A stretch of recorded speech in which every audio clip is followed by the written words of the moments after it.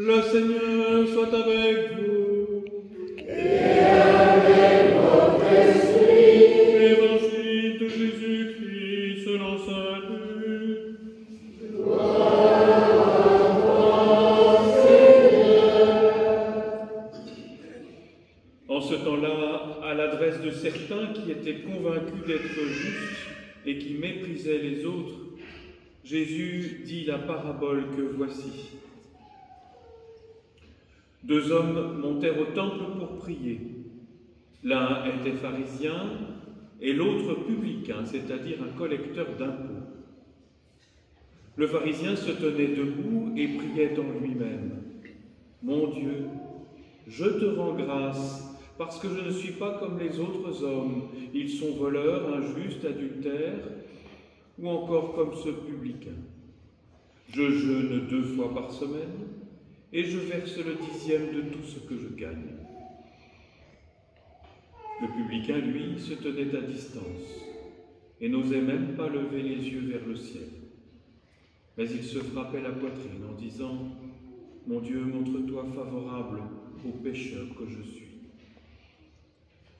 Je vous le déclare, quand ce dernier redescendit dans sa maison, c'est lui qui était devenu un homme juste, plutôt que l'autre. Qui s'élève sera abaissé, qui s'abaisse sera élevé. Acclamons la parole de Dieu. Louange à toi, Seigneur Jésus.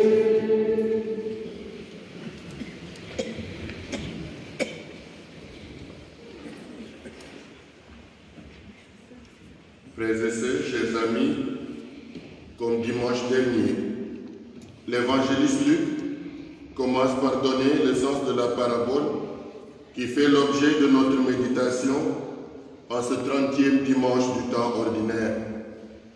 Il commence par ces mots à l'adresse de certains qui étaient convaincus d'être justes et qui méprisaient les autres. Comme avec le juge unique et la veuve, Luc préfère nous dire dès le début ce qui est recherché dans ce langage imagé que Jésus emploie. Faut-il le préciser? Il s'agit d'une parabole.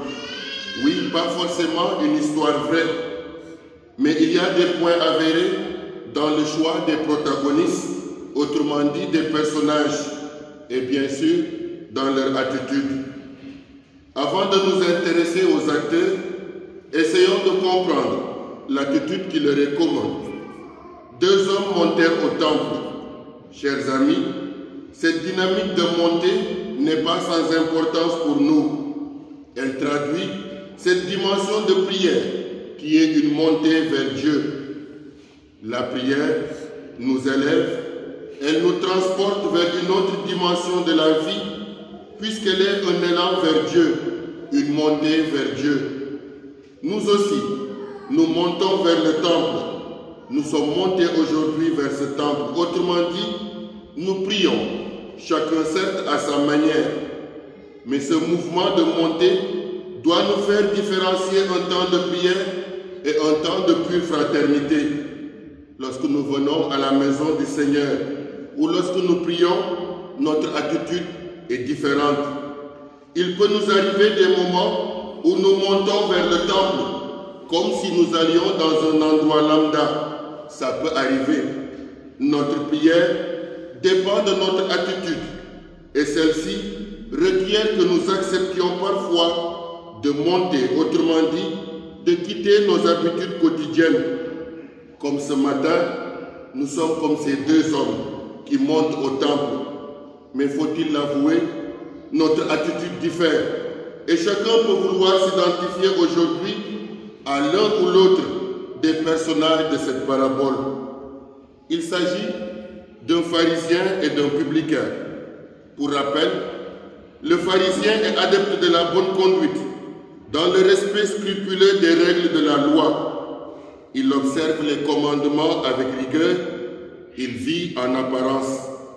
Ce qui d'ailleurs a fait réagir Jésus plus d'une fois, qui s'est toujours montré réticent à leur manière de pratiquer la foi. Les textes bibliques que vous lisez traduisent à plusieurs reprises une tension entre lui, Jésus, et bien sûr ses détracteurs, les pharisiens. Il les a souvent traités de tombeaux blanchis, d'engeance de vipères. Nous pourrions en déduire que Jésus n'est donc pas objectif dans le récit de sa parabole s'il choisit ce pharisien pour décrire cette attitude. Mais il faut déjà reconnaître qu'il ne critique pas la prière du pharisien, mais plutôt son attitude. D'ailleurs, cette prière commence par une très belle phrase. Le pharisien commence par dire, je vais appeler Olivier, il va lire encore. La première phrase du pharisien, il dit, mon Dieu, je te rends grâce. Dans cette parole, il n'y a rien d'autre qu'une action de grâce qui monte vers Dieu. Et à juste titre, lorsque nous prions, nous faisons monter vers Dieu notre action de grâce. Chers amis, il est important de mettre en avant cette dimension de reconnaissance. Mais les raisons d'action de grâce peuvent changer la donne. En effet, les raisons pour lesquelles le pharisien rend grâce à Dieu sont toutes tournées vers lui. Combien de fois le pharisien utilise le jeu? Pour voir si certains ont déjà lu avant de venir ici. Mon Dieu, je te rends grâce. Je ne suis pas comme les autres. Je jeûne 2 fois. Je donne. Ça fait combien de fois? Ça fait 4 fois. Il y a donc dans les paroles de ce pharisien un jeu de jeûne. Oui. Son jeu en dit long. Je jeûne, je fais l'aumône. Le pharisien n'a rien à se reprocher. Et nous-mêmes, nous pouvons l'envier aujourd'hui en disant, quel homme parfait. Oui, quand on connaît les lourdeurs que nous traînons nous-mêmes. Qui jeûne 2 fois par an? Qui d'entre nous? Certainement, personne ne va oser lever la main. Olivier. Personne n'ose lever la main. Malheureusement, chers amis, sa prière semble dévoiler une certaine arrogance de sa part, qui fait que celui-ci s'adresse plus à lui-même qu'à Dieu. Oui, nous pouvons voir le verset 11, Luc le précise, il s'adresse à lui-même plutôt qu'à Dieu. Cette attitude du pharisien, chers amis, nous invite nous aussi à revoir le jeu de notre prière. Peut-être qu'en priant, nous ne disons pas comme le pharisien, je jeûne, je donne l'aumône, mais nous nous renvoyons toujours à ce jeu, parce que lorsque nous nous présentons devant le Seigneur, nos demandes sont des jeux. Oui Seigneur, je veux. Oui Seigneur, je veux. Oui Seigneur, je veux. Et nous nous retrouvons dans cette prière du pharisien qui ne voit que nous-mêmes. Il pourrait avoir une certaine attitude du genre. Contrairement aux pharisiens, le publicain choisit une prière de pénitence. Son attitude exprime déjà une grande crainte, parce qu'on nous dit, il se met où? Il se met, ce n'est pas pour attaquer ceux qui sont souvent devant, c'est le texte qui le dit. On dit que le publicain se met au fond. Chers amis, Jésus fait cette précision en lien avec l'objet de sa prière. Ce dernier se reconnaît lui-même pécheur et on dit, il se frappe la poitrine. Il demande la grâce, il demande la miséricorde de Dieu. Il utilise combien de fois le jeu? Une fois. Une fois. Il l'utilise une seule fois, pendant que l'autre l'utilise 4 fois. Oui, chers amis, cette prière correspond à l'attente du Seigneur. En fait, elle n'est pas acceptée parce que le publicain se distingue du pharisien. Tous deux sont pratiquants et Jésus loue leur manière de prier, entre guillemets. Mais leur attitude de l'un ou de l'autre semble être le point de différence entre les deux. Le publicain emploie une seule fois le jeu. Tout son cœur est tourné vers le Seigneur. Il formule une prière qui touche le cœur du Seigneur. Parce que comme dit Saint Bernard, la seule chose qui plaise à Dieu dans notre cœur, c'est l'humilité. Et la seule chose qui le repousse, c'est bien sûr le contraire de l'humilité, c'est l'orgueil. Ben Sira soutenait dans la première lecture que nous avons lue, la prière du pauvre traverse les nuées. De là, nous pouvons risquer une petite comparaison entre les deux. Le pharisien est présenté comme le priant orgueilleux, le publicain est le priant humble. Toutefois, un trait commun pourrait aussi nous aider à mieux saisir la portée de cette parabole, tant pour le publicain que pour le pharisien. L'attitude de foi est au rendez-vous, puisqu'ils décident tous deux montent au temple. On ne peut pas reprocher aux pharisiens une attitude d'incroyant. Il croit, il est monté au temple pour prier. Tout comme le publicain, ils sont montés tous les deux pour prier. C'est-à-dire un moment de rencontre avec le Seigneur. Cependant, le pharisien vante ses œuvres. Il met en avant la dimension active de sa foi. Malheureusement, les œuvres accomplies le ramènent à lui-même plutôt qu'à Dieu. Or, chers amis, quand le publicain se repent, il met en avant la dimension d'abandon et de confiance. Et j'aimerais vous raconter ici ce qui m'arrive souvent en confession. C'est personnel, je ne révèle pas un secret de confession. En confession, il peut m'arriver, en disant ou en avouant mes péchés, d'avoir aussi l'intention de me justifier. Oui Seigneur, je sais que tel jour j'ai été paresseux, mais c'est parce que j'étais fatigué. Vous comprenez ce que je veux dire? Oui Seigneur, il semble que parfois j'ai fait ceci, mais c'est parce que finalement, est-ce qu'on avoue nos péchés ou on se justifie? Chers amis, c'est une tentation qui pourrait nous arriver. Mais Jésus conclut cette parabole en ces termes. Quand ces derniers redescendit dans sa maison, c'est lui qui était devenu